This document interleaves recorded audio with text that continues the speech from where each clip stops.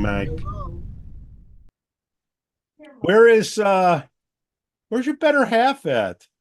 Who, Gail? Yeah. It's over here. It's our anniversary.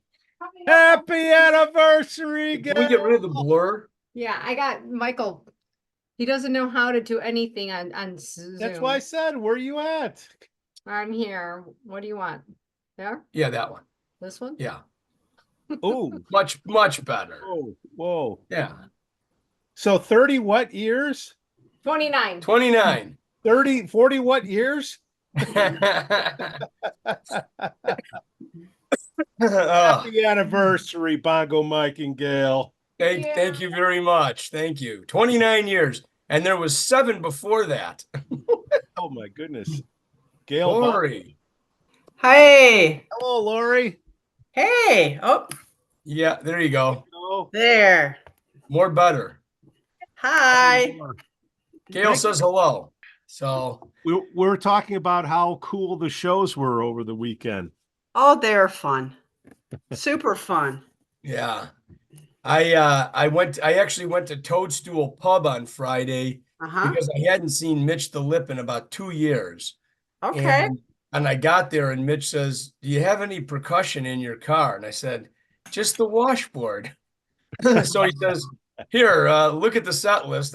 Most of the stuff didn't lend itself to Yeah. the washboard, but I eventually figured out that Eric Lindell, Two-Bit Town was a reggae song. So Oh. I was able to tap and scratch some reggae rhythms. And Fantastic. yeah, it was kind of cool. I mean, it was very impromptu. I didn't know that it was going to happen. But it was a nice surprise. And like I said, a little closer to home, Broken Oar. I wanted to go and it was like, oh man, 7 It's far o'clock. for you guys. Yeah. That early on a Friday night. It's tough. Yeah. Bongo Mike, you've done more than your share. Well, I love seeing you guys. I love it. I got to come out more. But, I got a caravan I'm bringing out, Uh-huh. So, Lorrie, are you familiar with Dennis Costis? Do you know him? Okay. I don't believe so. I'm actually playing with him on Saturday at Navy Pier Oh. with Soundtracks of a Generation, which he'll explain it, but they basically do, they'll pick a theme and then they're going to cover it. So, the Irish Heartbeats, that's going to be a Van Morrison. They'll do concert for Bangladesh, and they'll do George Harrison. Oh, that's cool. Yeah, and so this one is Woodstock. So we're doing the soundtrack to the movie, and we're covering everything from Santana to Sly and the Family Stone to Creedence Clearwater, etc. Here he is. Sounds fun. Okay. Yeah. We'll give a little introduction. Pink Floyd in there, plus our guy Jay Martini. Jay Martini, he does do those, but he's not on that. Yeah. The best last name ever. Especially if you like martinis. For Costis. Ticanis. Ticanis. He's there. Kala. Do we have a video? Hold on. We want to see him. See if that works. There he is. There we go. All right. Here we go. Dennis Costis, welcome. Hello. Welcome. Thanks for having me. I'm going to do a quick introduction here. So you have Pete Jansen. He's over here to my left. I don't know where he is on your screen. And down below, we have Lorrie Kountz. Lorrie been around the music scene for many, many years. And hi, Lorrie. Heart of Glass. Oh, nice to meet you. Yeah, so Nice to meet you. I've heard your names many times before. Yeah. Do I owe money? All good things. Oh, thank God. Nice to meet you. So welcome to the show. We keep it pretty informal here. So we were just talking before you came on about Soundtracks of a Generation, and maybe you could dive in on that one to start with, and just talk a little bit about how you got involved, how many years you've been doing it, some of the different soundtracks of a generation that you covered. Yeah, well, Soundtracks is a great thing. covers a lot of music, a lot of different genres of music. I've met so many great people, so many talented musicians. It's just, every new show, every new gig is a great thing. And I always look forward to new soundtrack stuff. I've been doing this, I think, I don't know, I'm not good with keeping track of time, but I think 5, 6, 7 years now, something like that. And I actually started out, I got a call to go play the Woodstock show, which happens to be the show that we're doing this Saturday at Navy Pier, but cold. And can you play guitar for this show? And oh, by the way, the rehearsal is tomorrow night, and you won't know anybody there, but it'll be a great time anyway. So go do it, And so from then, been to participate in a lot of different soundtrack shows. Doug James does a great job of heading up soundtracks. It's his passion, So it's a great thing. Great thing, yeah. Is it true you're a dentist? That's true. That's true. That's that's my alter ego. Yeah, yeah. Or that's my ego, and this is my alter ego, I guess. Yeah. Were you in music first or teeth? Music. Yeah. But music goes way back.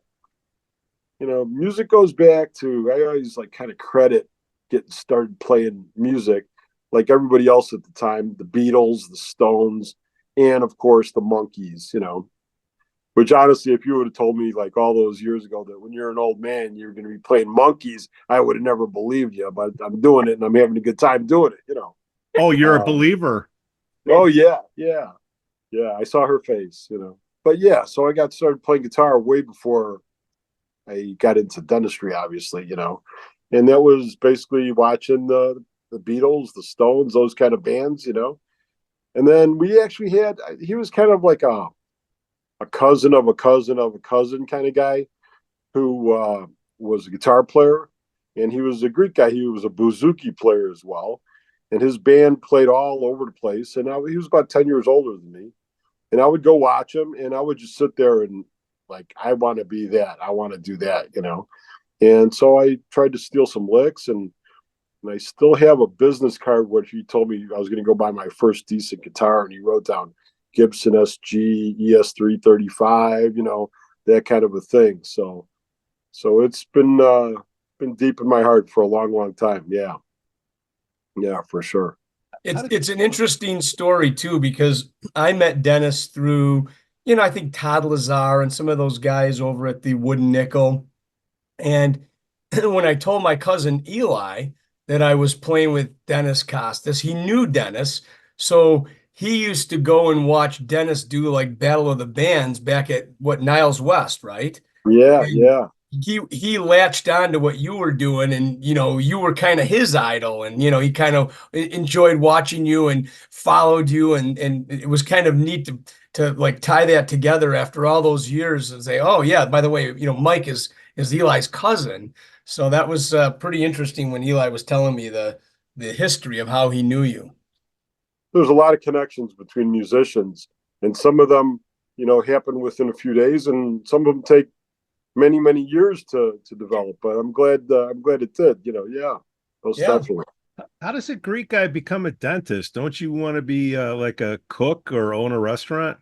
That was the previous generation, okay, and they all did that, and the guys my age, I think, more often saw that, there's a different way to make a buck, but that story doesn't apply to me because my dad was a dentist, so I think that's how I got into it. So maybe I was a dentist before I was a guitar player. I take all that back. Yeah, that was all a lie. It was predetermined. Yeah. Well, that strong-willed Greek dad, he tells you what to do, right? Whether you like it or not. You got to make the left eye. That's right. You said that very well. A lot of experience. So learning music, do you think that helped you with dental school and studying, memorization and all that? Just curious. Anytime you're doing something, you always need to have something that will take you away from that thing, And so all along, through studying book academic kind of stuff, you have to have something that is not that to take you away from it. And I think that was music, because I've been playing a long time, and all through school I was playing.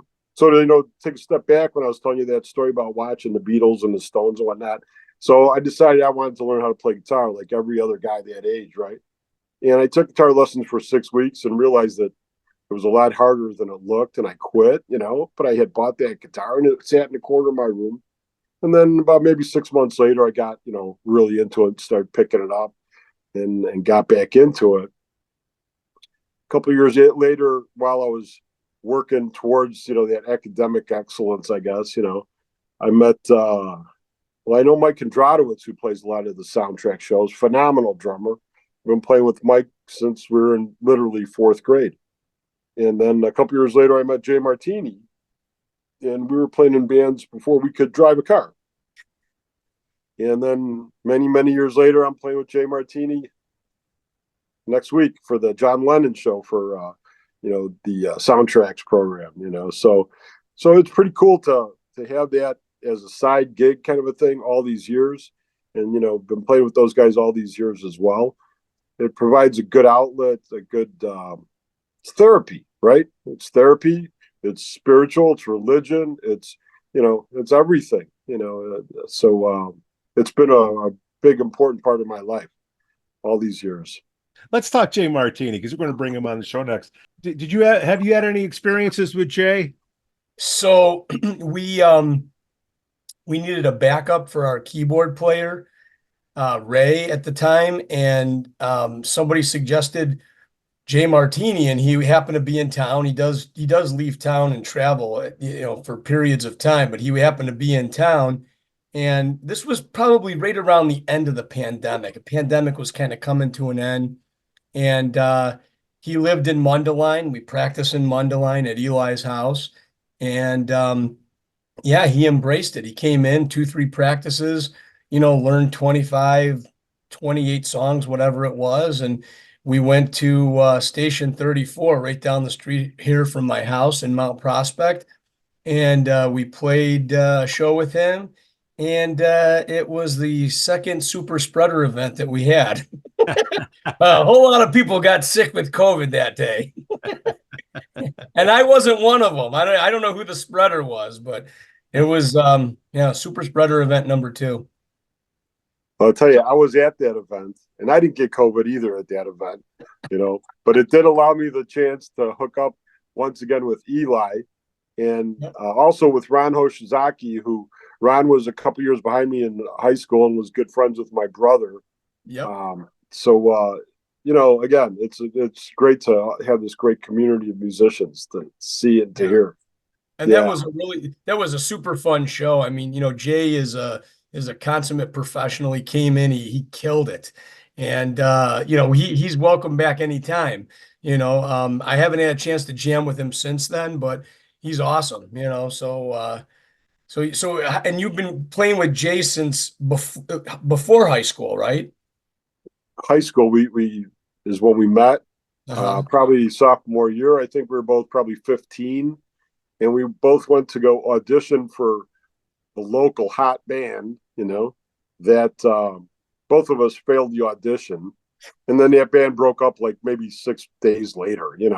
But then Jay and I exchanged phone numbers and we hooked up, and we've been through all kind of different iterations of bands, and as one person would go away to school, or one person would get married and have kids and be busy with that, or do this and that. Sometimes, there was a little time between playing, but, on and off, we've been playing literally 50 years. I've been playing with Jay and Mike, Yeah. So it's a great thing. And, as I'm sure you guys can appreciate, when you play with people a long time, number one, you become, soulmates, become great buddies. But then the musical influences that they have also become your musical influences just by wearing off on you. And so, he's taken me in a lot of different musical directions that I never thought I would. One of those being that 50 years after the fact, I'm playing I'm a Believer, the Monkees, and I never thought I would have done that. And I blame him for that. And Jay was he's a hell of a teacher too. The reason I know him was from School of Rock over in Libertyville. He led the adult band in there, and hell of a guy.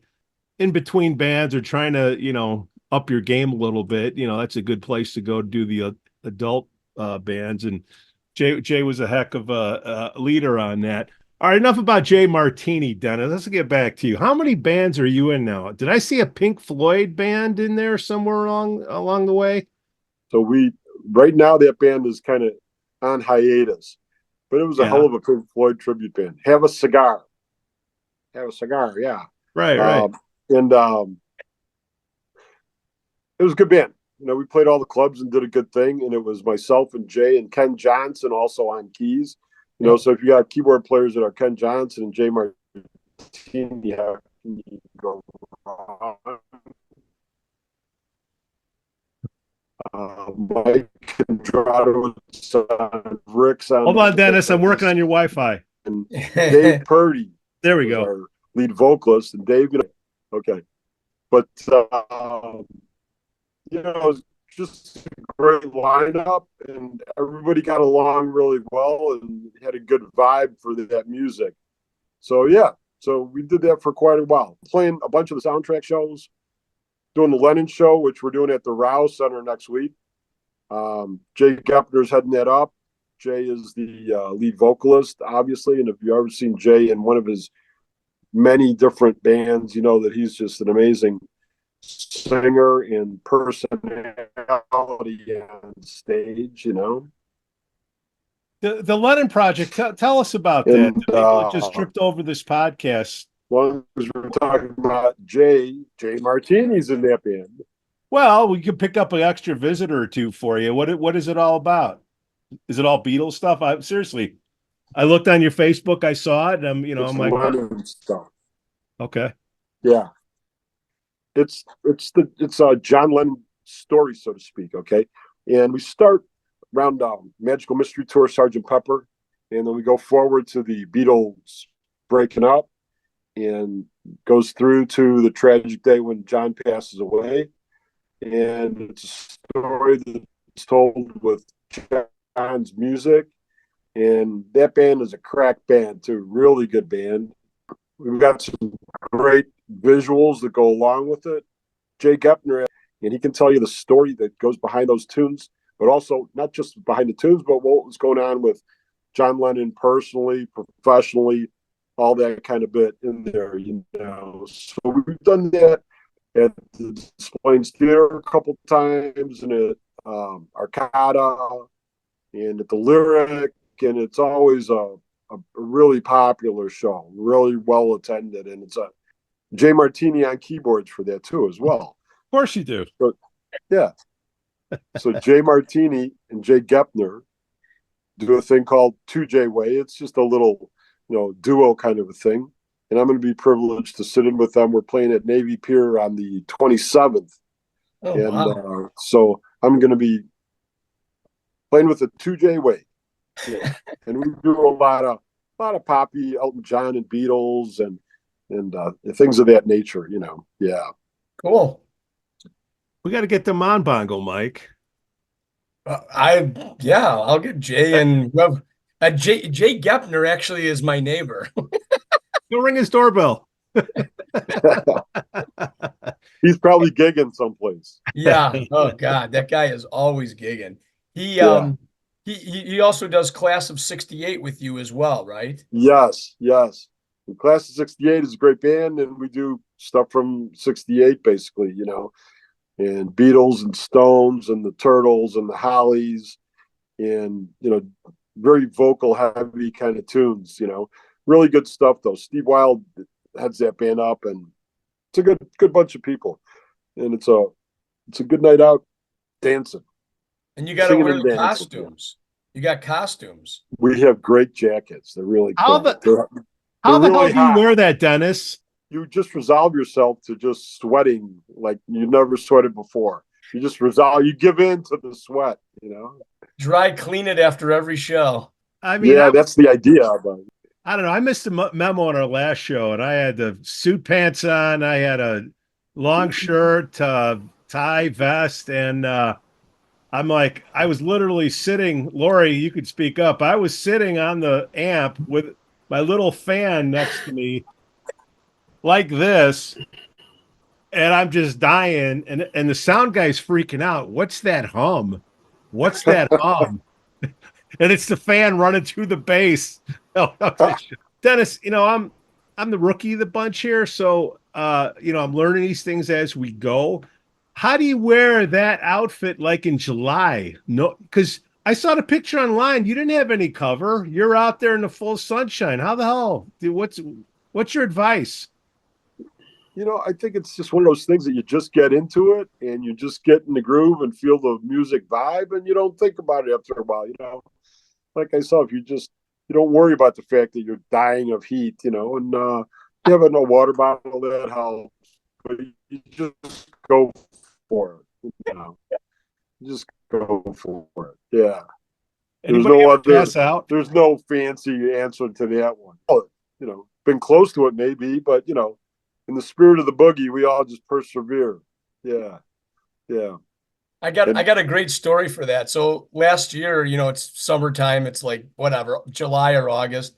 And Gail and I are doing our normal couple-mile walk around the neighborhood. And this is a Sunday morning, right? It's probably like 11:30. And I said, I hear music. I'm like on Northwest Highway. And I go, so there's a band somewhere, right? So we make our way around, and sure enough, Class of 68 is playing in the baking sun on a Sunday morning at like 11:30, and people they're like on the steps of this church, no cover, and Gail and I sat and watched a few songs, and I mean, it was so hot. I'm in shorts and a t-shirt. I'm looking at Dennis and all these guys in these jackets thinking, what the hell? It's hot. Oh man. Like I say, you just got to go for it. You just, go for it. Don't worry about it. So Dennis and Lorrie, you guys been playing a while. You're professionals. Okay. Mike, you're professional. All right. I am a overly paid amateur. How has music changed over the years and the gigs? Because you've been in different types of bands. Has technology played a role? I know it has, but like, what have you guys noticed? Dennis, I'll start with you. Has it gotten harder, easier? People are not going out later like they used to. What have you seen? Lorrie, I'll let you take it off while it's interesting. Wait, hold on, he's back. You're talking about the live shows, right? Yeah. Or anything in general. A lot of stuff's happened. You're talking about live music, right? Yeah. Live music.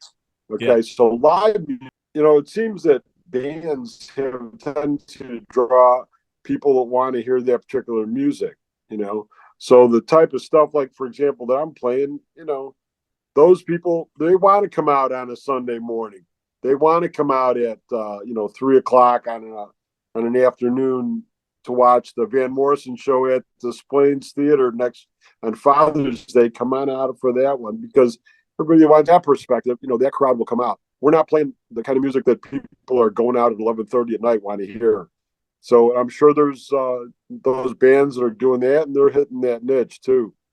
What do you think, Lorrie? Yeah, the late 70s, early 80s, there was all music 7 days a week in Chicago in the suburbs. I mean, you had so many great bars around 7 days a week playing, around music. The place would all be packed no matter what day or time it would be. There'd be lines out the door. In the last 20 years, clubs, in my opinion, just started losing their crowds. There was more things for people to do. Here comes gaming, here comes everything else. People are just overstimulated. So the last, 20 years, they started bringing in cover bands, and then they started playing, and kind of the cover tribute bands, the ones that are drawn out. Hard was my second band in cover. And we're going because people want to hear the songs that they heard a long time ago. Albeit the Monkees, whoever, Beatles. And that's what's trying. And, clubs and digitals now, they're going to be on their phones texting. You'll just lose them. So yeah, technology has, a big part in it, I believe. Mike, you got any thoughts? Very Throw it. true. You've Very been playing true. 25 years. Yeah, it's always been really cover bands. I mean, I know playing original music, I played with Lorrie in What Is Moo when we did original stuff, and it's just hard to get an audience, it's hard to, they're pairing you up with other original bands, and hopefully you're able to tap into the two crowds, three crowds, however many bands there are. But it's really, really difficult without a way to get that music out there. I'm one of the few people that still buys CDs. Most people are streaming or doing Spotify or whatnot. Um, but I just think it's hard to right now for original bands. It's just a difficult road. It's like you got to build that audience, and it's a slow go. And bars want people out there, and they don't. If the bar is not packed with people, they may not book you again. And then what do you do? And where do you go to play this original stuff? I think in the city there's still a big push for original music, probably a little less cover bands in the clubs. But yeah, I think that's the biggest thing is you just don't have a lot of original music out there. You have a lot of cover bands, and that's what sells. People come out to that. They want to hear stuff they know. Well, when you call up the owner, Dennis, right, isn't it easier to just say, hey, we are a blank band, so they set the expectations. Like you pick 68, right? There's a reason why you liked it, and it's easier. Yeah. Yeah. But to your point, as Lori mentioned earlier, back like let's say late 70s, early 80s, bands didn't want to play covers. They didn't want to be a tribute band. That was the last thing you wanted because you wanted to have your own identity. So the whole thing was, play your originals, right? And then I think there was, at least in the crowd that I hung with, that was the emphasis: write tunes and get out there and play your original tunes. There was a great band I was playing with a couple, Charlie and Audrey Johnson, great drummer, and Audrey was our great singer. And we used to do some original tunes, and I had a couple of guitar solos that were like melody lines, not solos. They weren't improvisational solos. And our like hardcore fans would actually memorize what I was going to play, and they would like sing it along with me because they were like into the fact that we were doing original music. They really appreciated that. And then they could be part of that much more so because now they knew our original music, So I think people, if they have the time and the desire to get into original music, that's where it was and where it might be now too. But for a more casual person that's going to say, what are we going to do Saturday night? Let's just go find something we're used to and is convenient and familiar to us. That's where the tributes come in, Yep. And fortunately for us, yeah. My son Alex has a great original band. They play stuff that is kind of referred to as math rock. And it's very a rocker. You think it's jazz. If you're jazz, you think it's a rocker, but it's very modern. Two bass players, and they don't step on each other. Monster players. It's all instrumental. It's kind of like early Yes, early Tull kind of stuff. Very proggy, but it's not vintage sounding. It's very new, and they have a huge following. They probably do 3 gigs a year because that's not where they're making any progress. So they spend a lot of time in the studio and they put out stuff, and they have huge Spotify numbers. People downloading their stuff. And I think that's people that, people come to their gigs, they know their tunes, they're familiar with the music. So I think people like to associate themselves when they can with original music. And that being said, I also heard a great saying that says that good music needs a mentor because the casual person won't find good music just casually. So there's got to be someone who's going to take that music and mentor that music and take it to people and say, hey, I listened to this great stuff I've been listening to, and pass it around that way. Yeah. Yeah, there's got to be a way to get the music out there. I play with Derrick Procell and his All-Star Mojo band, and that is, 95% original stuff. he only does a handful of covers, and the covers he does them his own way. And you know, he's in the process of building an audience. He's got a couple CDs. He's got, you know, had, you know, several accolades for you know, blues artist. And it's really blues Americana. But, you know, it's interesting because, you know, people come out to those shows, they know Derrick Procell. Of course, Dennis knows him very well. He's Yeah. singing with us on Saturday with soundtracks, doing Joe Cocker and Richie Havens and Canned Heat. He's doing how many different things within the show. He's a great vocalist. He does a lot of the Van Morrison stuff. But you know, he has his original stuff too, and he promotes that, and he writes a lot of stuff. He produced a great album, and you know, it's nice to be associated with it. And I'd like to see that audience get bigger. I'd like to see him get, you know, bigger gigs, you know, festival gigs and stuff. You remember when he was on Derrick, Pete? Yeah, no, he's got game, and I'm curious about the, you know, the originals, because I don't know, kids today, I said this before, to me it's like it's the early 70s again. Like, is soft music, not anything too harsh, you know. And Lori and I, you know, we like Sex Pistols. You play that for the kids today, you know, forget about it. How do the taste? Yes, we have your market. Okay, 1968, I get it, but you know, the bar owner wants a crowd in there. Like, how do you determine what's connecting with a crowd or not? I'll let anybody answer that. Well, it's great with our band, Heart of Glass, that Pete's in. It's a Blondie tribute. We do about 95% Blondie, and people just like to come and the 80s, early 80s, and they really enjoy singing the songs and dancing. Well, the thing about Blondie is, and Jeff Feith is a drummer for Mike, a drummer for us, and Jeff Feith says doing 20 minutes of Blondie is like doing 2 hours of another band. It really is nonstop. Yeah. You know, going at it. 140 beats per second. Okay, water break. Yeah, it's that high energy dance. It's very physically demanding. And I mean, I've played for 45 plus years. And granted, I'm older also, but wow, this the high energy stuff. But I thrive off of it. I love it. And I believe the audience too gets that nice adrenaline. And you know, we might all be sore the next day, of course. Yeah.